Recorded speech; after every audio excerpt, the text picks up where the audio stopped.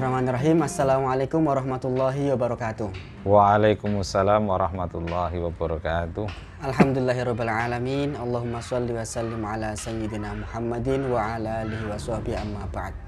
Isakers dimanapun Anda berada, kembali lagi dengan program Ustadz Menjawab. Sekarang saat ini sudah ada di tengah-tengah kita bersama Ustadz Dr. Haji Abdul Matin LC MAG. Selamat siang Ustadz. Selamat siang. Apa kabarnya Ustadz? Alhamdulillah Mas Teguh.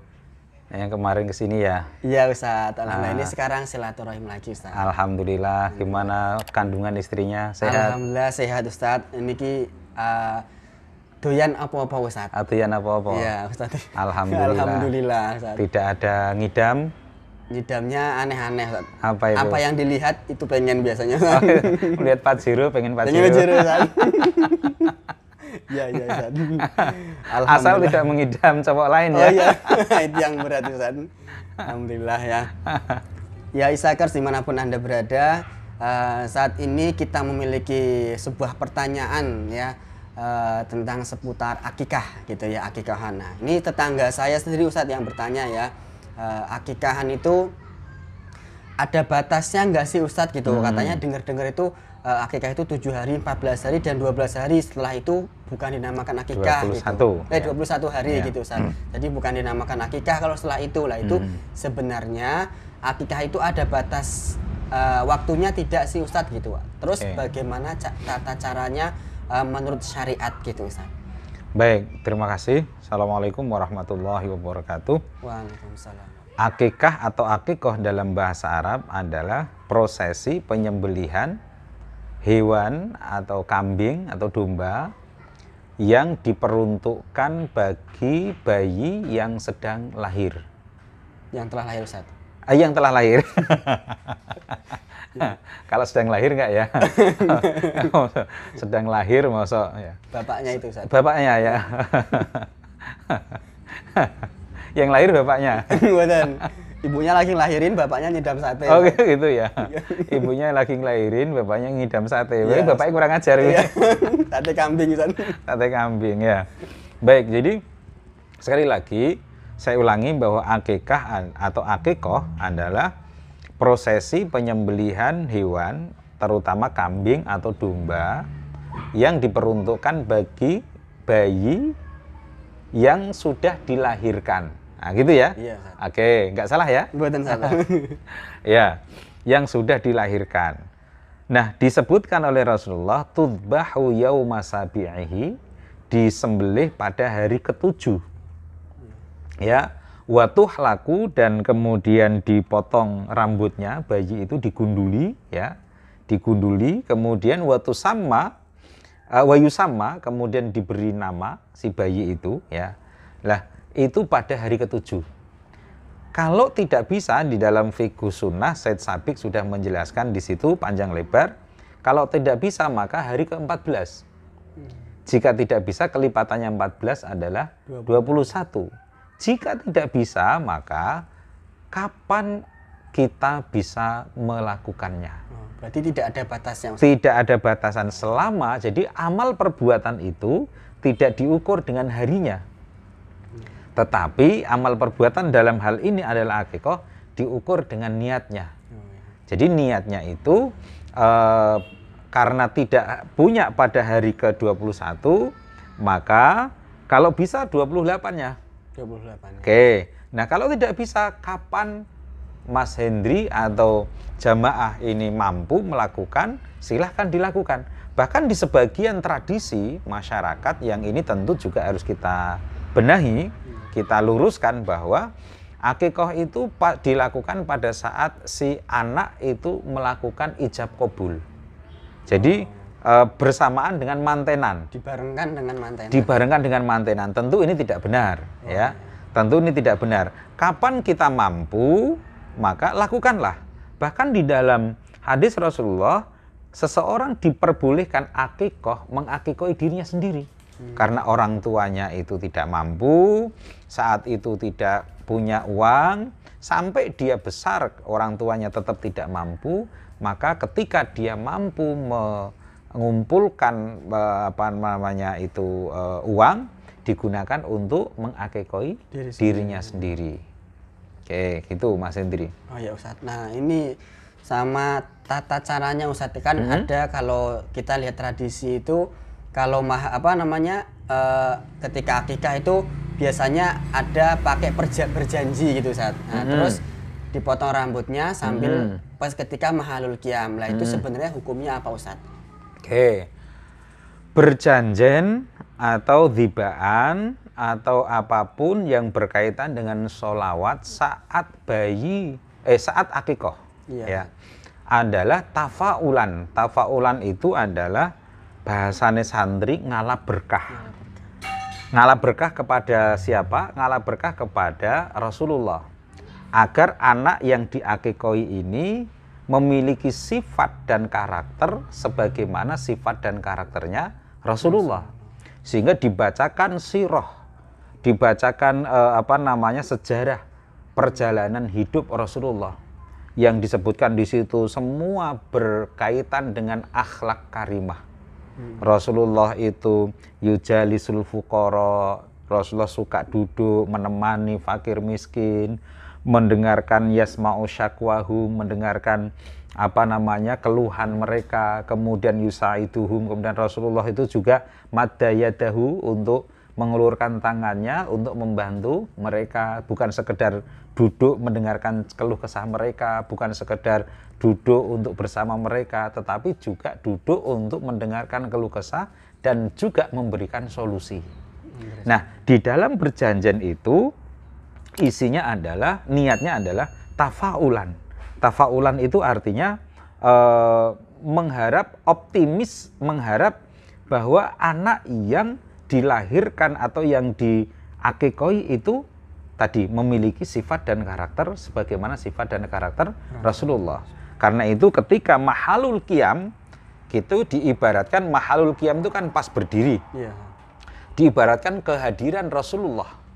Maka si bayi tadi biasanya dibawa kemudian memutari jamaah.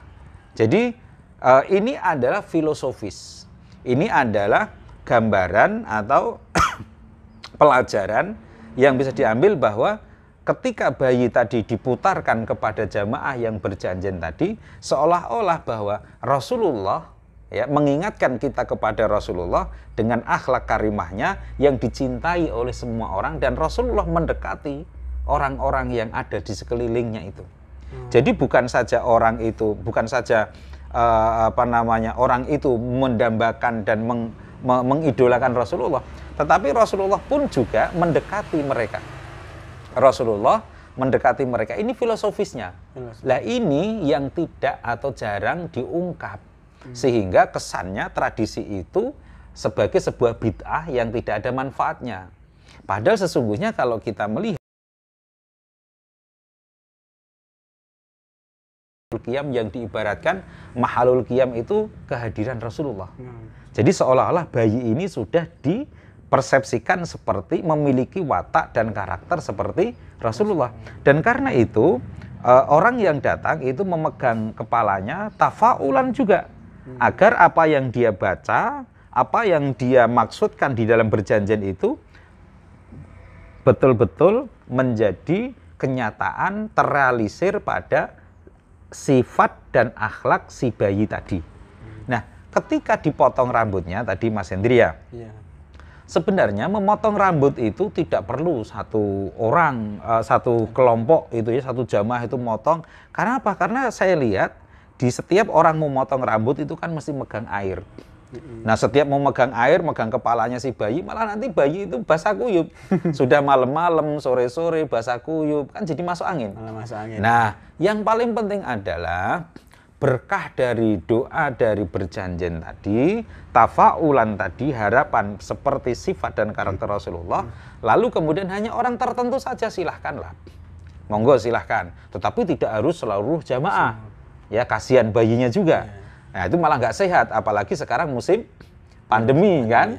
Nanti bayi bisa-bisa kena COVID itu kan. Nah, tetapi bahwa maknanya adalah bayi tadi wayuh laku itu dicukur rambutnya, digunduli. Setelah digunduli, rambutnya jangan dibuang. Rambutnya ditimbang. Dijual, Ustaz. Bukan dijual. Yang mau beli rambut bayi siapa? Untuk jimat. Jadi rambut bayi tadi dikumpulkan, lalu kemudian ditimbang, jangan dimasukkan ke air.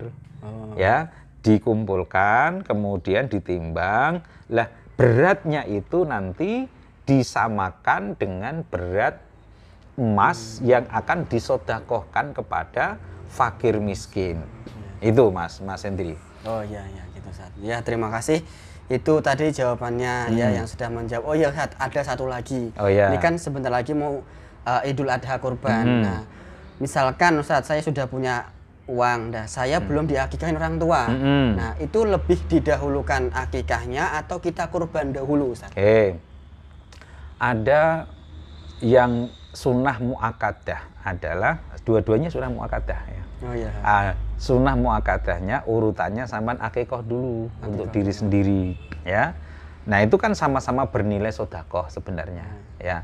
Tetapi agar kita terbebas dari akikoh, itu murtahanah tadi, digadekan tadi, karena akikoh itu kan artinya penggadean tadi ya, maka kita gadekan dulu diri kita. Dengan itu maka kita akikoh dulu kita, karena dulu nggak sempat orang tua kita nggak sempat mengakikoi, dan kita tahu bahwa kondisi orang tua kita barangkali dulu tidak mampu, kita akikoi diri sendiri dulu. Setelah itu kalau punya uang double silahkan berkorban. Kalau tidak punya, bahkan ada pendapat ulama karena sunnah dengan sunnah maka disatukan jadi satu. Jadi niat akikoh dengan niat kurbanan jadi satu. Satu kambing dijadikan dua niat. Dua niat itu karena itu pendapat para ulama, karena dua pekerjaan itu adalah pekerjaan yang sama-sama bernilai ibadah, sunnah dan bernilai sedekah. Maka dua-duanya niat akikoh iya, niat kurban iya. Dijadikan jadi satu. Jadi akikohnya terpenuhi, niat kurbannya juga terpenuhi. Toh tahun depan masih bisa berkorban lagi. Ya, insya Allah. Nah, itu ya. Tetapi untuk sesuatu yang sifatnya wajib tidak boleh. Contoh misalnya sampan nadar. Nadar kan jadi karena sudah nadar maka wajib kalau sudah terpenuhi atau sudah memenuhi persyaratan untuk melakukan. Misalnya nadar saya kalau jual tanah di pinggir jalan itu kalau laku, saya besok mau kurbanan. Ya. Itu nilainya bukan lagi sunnah. Wajib saja. Ya. Kurbanan di situ nilainya bukan lagi tapi sudah nilai wajib. Karena nilainya wajib maka tidak boleh ya diselingi atau disertai dengan ibadah atau niat-niat yang lain. Seperti halnya di dalam sholat. Tidak bisa sholat wajib ya lalu kemudian diniati dengan sholat sunnah sekalian aja. Karena ini saya sudah telat, sekaligus niat saya karena subuhnya Mas Hendri manten baru semalam itu begadang ya, lalu kemudian subuhnya sampai jam 8 ya sudah aku sholat subuh 2 rakaat karena bangunnya itu jam 8 ya. Digabung duha Ustaz. Digabung duha. Nah, itu nggak boleh. Nggak boleh. Gitu. Jadi sama kayak misalkan wanita hutang puasa Ramadan terus digabung puasanya niatnya dengan puasa. Ternyata kalau sudah jadi manten cerdas ya. Iya betul. Jadi nggak boleh ya Ustaz? Nggak boleh. Jadi dia karena perempuan kemudian dulu pernah punya hutang, kemarin punya hutang puasa, lalu kemudian puasa hari Senin, niatnya adalah untuk membayar hutang puasa sekaligus puasa Senin. Nggak boleh. Nggak boleh. Jadi wajib tidak boleh digabung dengan yang lain, harus satu-satu. Tetapi para ulama berpendapat sepakat bahwa jika akikoh bisa digabung dengan niat kurban. Karena sama-sama sunnah. Karena sama-sama sunnah dan nilainya adalah nilai sedekah. Ya Isakers dimanapun Anda berada, sudah cukup jelas jawaban dari guru kita ya. Jangan lupa untuk terus mendukung channel ini agar terus berkembang dengan cara klik subscribe dan like and juga share ya ke teman-teman, supaya ilmunya bukan hanya kita saja yang mendapatkan, tetapi teman-teman atau saudara kita juga mendapatkan ilmunya.